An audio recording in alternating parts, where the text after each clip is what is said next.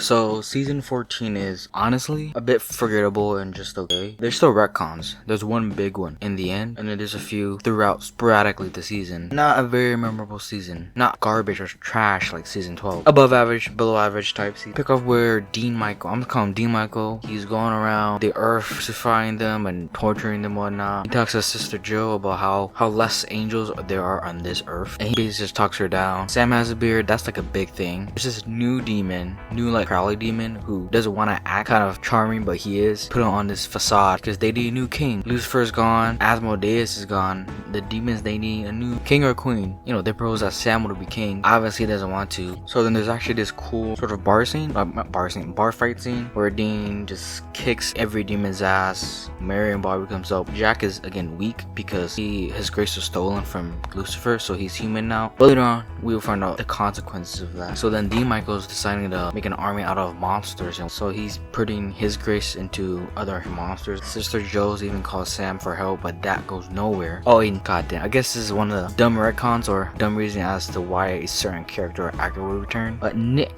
the human vessel for Lucifer, is somehow alive, even though he got stabbed Archangel Blade last season and he should have been dead. Somehow they just want to bring him back. This character is ruined. He needs to go. There's no reason for Nick to be alive. He's just alive, has some glimpses of Lucifer still in him, like snapping. Oh, and the funny thing is, this is where Michael gets out of Dean. Not only is shorter than Demon Dean, but it's only 2 episodes. Yeah, that's just laughable. 2 episodes of him just being in him. Like, what? Episode 3 has the Kaya warrior chick return from the Wayward Sisters pilot. She comes in. She actually met Michael, Dean Michael, and that's how Dean has that mark on his arm. But yeah, she like stabs him with the spear that can kill Michael. She's a cool character, I guess. Jodie Meal just kind of returns. I'm shocked that her supposedly daughter's friend is alive, but it's another version of him from the bad place. Oh, I guess it's worth mentioning that she sees Dean and Michael as the same person, both really aggressive. Kind of mean, I guess, for her at least. Nick returns with him going back to his old house, I think. Is this no, this is the one that Nick starts killing because maybe it's Lucifer's grace leaving some stuff in him, kind of like with Sam and Gadriel, but that's never brought up again. But he starts killing people, finding out who killed his wife and kids and whatnot. But Jack is slowly dying because since he's so powerful, he needs either Archangel grace or just grace in general, and no one really has that, so he's slowly dying. Dean takes him out on fishing, getting burgers, and then he does die at the end of this episode. Dies, which is hilarious because obviously he doesn't die. And then, oh, is this the episode? I believe this is also the episode where Nick wills, I guess his will wakes up Lucifer from the empty, which is dumb or ridiculous because this would have been 3rd time the character has returned, and he's just been bitched by Amara and been in a horrible wire fight last season, so bringing him back is really stupid on the writer's part, or more specifically Andrew Dabb's part. Oh yeah, and then again, it's kind of forgetting things because even though I rewatched it, I'm like getting a lot of things. There's this one guy who has an accent, who has like all these things. He supposedly somehow has Gabriel's like Archangel grace just laying around. I mean, this character is alright. He's whatever. Then episode 8, Jack dies. Well, he dies last episode and he dies this episode again. The episode starts with a horny song, and just like everything about this scene where the brothers and Cass are drinking with each other, grieving over Jack's death, which is, he's not dead, obviously. So then this Lily chick from season 12, one of the better episodes of season 12, comes back. She's an old lady. She's slowly burning off her soul in order to stay alive for hundreds of years. She does the same thing to Jack what she did to herself, where she's using a part of her soul to slowly burn her away in order to just stay alive for centuries. And they also introduce how people are decided when they go to heaven or hell. They go to this guy somewhere, and there's like this, what are those things called? Like ball things. Well, there's like 5, and then whatever those things are, it chooses, you know, if it's white, you're gonna have it. If it's black, you go to hell. She does this multiple times, and eventually she does go to heaven because she does save Jack, right? She does have a good heart. But yeah, I think he dies last episode, and I think this episode, and then he actually doesn't die anymore, so he's staying alive, but he's also bringing his soul slowly off. I think it's confusing. I got no idea, but yeah.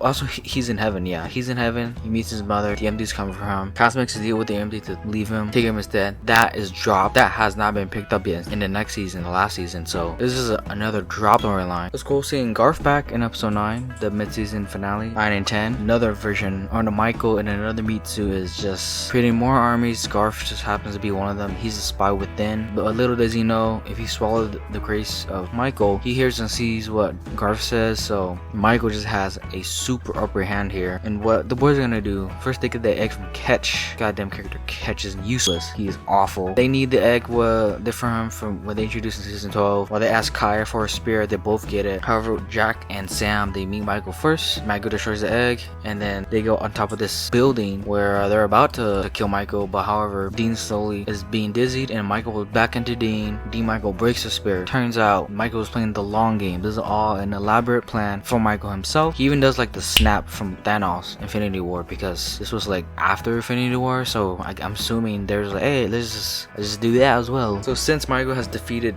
Dean internally and I guess outsmarted him, he has Dean in his loop with Pamela. She just randomly returns. He has him in his cycle in a loop, playing over and over again like Groundhog Day. And then one of the Reapers, she comes in she's claiming that one of these people like Jack, Kaz, or Sam's gonna die. And then Billy actually helps. We don't know this until the end, but Billy helps transport them to the bunker. Cass and Dean Michael have a talk about how God doesn't really care. He knows that he's met God in this earth, in this world, and just like with his earth, he just went away and went to writing and reading books because he doesn't care. I'm assuming this is, oh god, this is such a lazy like foreshadowing, I guess, but I guess this is relevant to something later on, more specifically the finale. But yeah, then they have Michael, I believe. How do they go? This time I'll go into Dean and Michael's mind, right? Both Sam and Cass, they get there, they're in the loop, and then Michael's there with them in the loop. They defeat him there inside of Dean's own mind, lock him up, and then Billy shows up and gives him this booklet, not this booklet, this book on how Dean's going to die. And then it would change from multiple times, and once she gives him this book, it just from multiple deaths to just one death. However, I will say,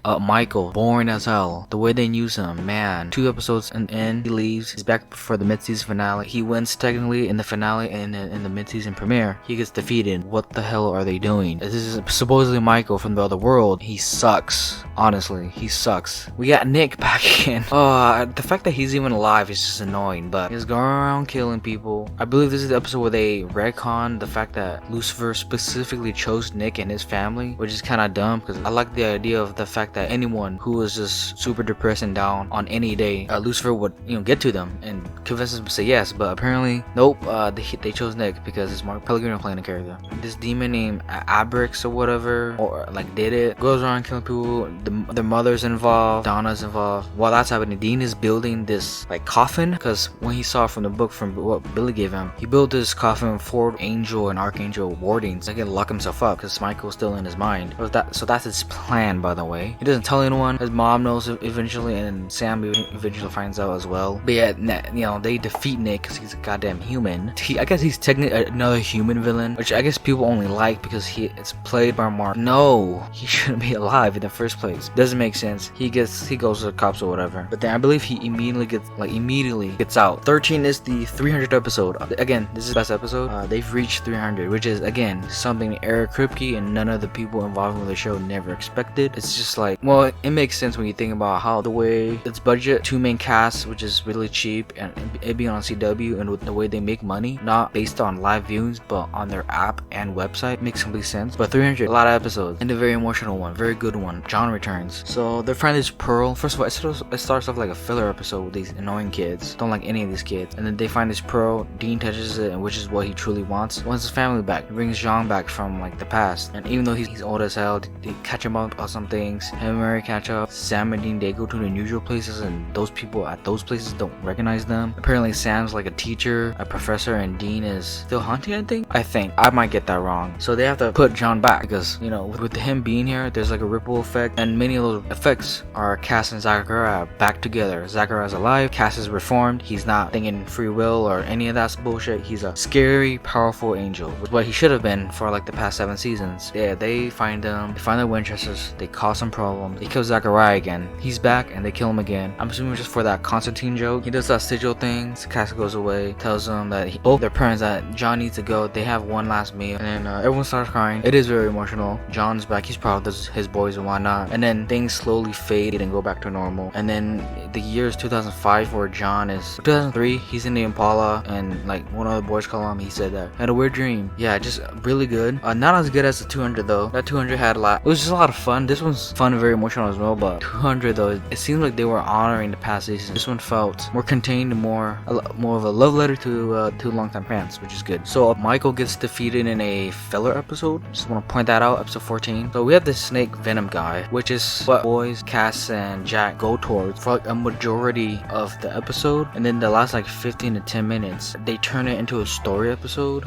Okay, they kind of do this all the time. time, more specifically season 7, but this is just kind of like, oh god, we don't know what to do. So not only do they have Michael get out of Dean's mind, kill every of those humans from the other world, they have him get killed by Jack in this episode as well. So he possesses Marina, Michael is talking to Jack on how he's not gonna be killed by some kid. Jack does kill him, consumes most of his grace, and has his wings back. However, he burned off most of his soul for that, so he's technically soulless. So now we just have a soulless Jack who is as powerful, if not more powerful, than he was normally. However, they just like, it seems like Andrew Dabb didn't know what the hell to do with Michael. Not only was he boring, he didn't do anything. And his like dumb army night, like all of his army is just gone now. He showed up for 1, 2, 9, 10, and 5 episodes. Yeah, this is not being a good showrunner, I guess, huh? 17 is the one where Nick hits Sam with a goddamn rock. Dumb shit like that, like what? So Nick is trying to get Lucifer back. He needs the blood of Jack, which is what he does. He kidnaps Donatello, whatever. What the hell happens? I'm forgetting a lot of this. And as you can tell by my voice, I'm not very excited to talk about this season. It's just boring. It's very dull. I'm super not excited to talk about it. But Nick gets the blood. He almost summons Lucifer. Almost kills Sam by hitting a rock over his goddamn head. The brothers have been through so much, way worse than Nick himself, a goddamn human. Jack kills Nick, prevents Lucifer from coming out, and accidentally kills Mary. Leading to the next episode, Mary's dead, and we get a fleshed out backstory and flashbacks to Mary's character, which is good stuff. But we didn't get this for the past like 2 seasons or whatever. She just came in, fucked the catch, got into the Bridgman of Letters, killed the Bridgman of Letters, was in the other world, spent time with the boys, came back out, spent time with the boys. That's it. They completely wasted the Mary character. She added nothing. Even when I remember when she came back for season 12, I remember thinking she's probably gonna last like half of the season. What is she gonna add to the show? Like nothing. Apparently nothing until like this episode 18. But yeah, Jack's throughout this episode trying to find a way to bring back Mary. Ask Rena for help, even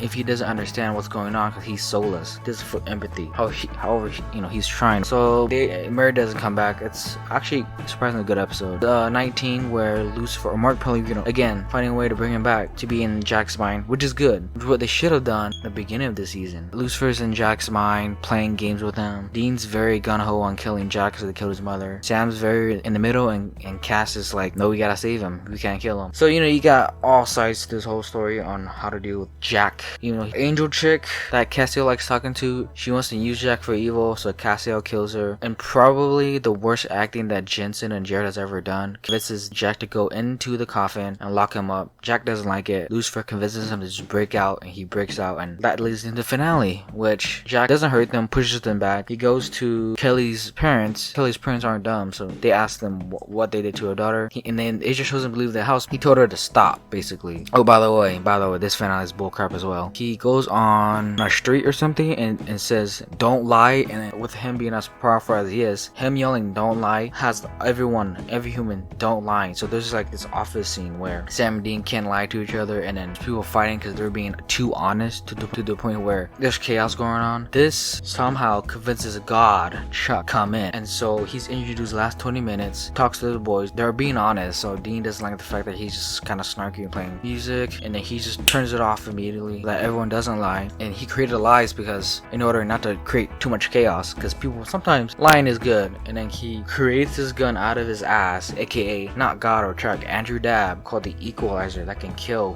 whoever you're shooting, but also reflects back to you. Just a MacGuffin. Dean and Jack are in a cemetery, and Jack is being submissive. He knows what he did wrong, even though he doesn't understand why. He is being submissive, and he is kneeling on his knees, ready to be shot. And there's this good moment between him and Dean refuses, and God and Chuck for some reason is like, nope, just do it. Come on, Cain and Abel. It's just like, wait a minute, this isn't the God that we knew from season 5 or 11. It's as if Andrew Dabb didn't have time, and so he sort of retconned just everything about him. Is like, okay, we want God to be final villain for next season, which I would have been down for. However, there's no build up. The only mention of God in season 14 was in episode 10, where Dean Michael mentions that God doesn't care. Also, it doesn't make sense because he likes the thought of free will. So the fact that Sam and Dean doesn't do what they're being told retcons the whole all of season 5. Like the reason why he didn't intervene because he wanted to see things play out. He liked thought of free will. Doesn't make sense. Does not make sense. Then he kills Jack with a snap. Dean gets the gun.